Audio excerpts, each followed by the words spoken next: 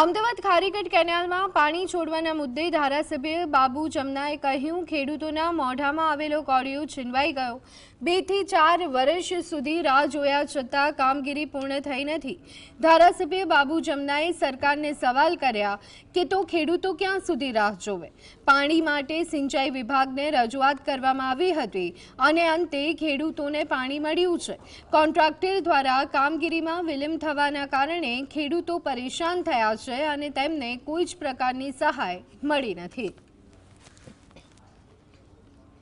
ચોમાસામાં છેલ્લા વરસાદ એવો પડ્યો કે મોમાયેલો કોળિયો ખેડૂતનો જતો રહ્યો।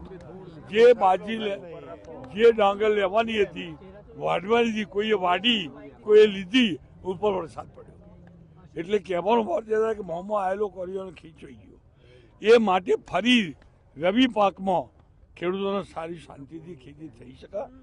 ખેડૂતો જીરો નુકસાન થયું, એક પૈસાનું એમને વળતર મળ્યું નથી।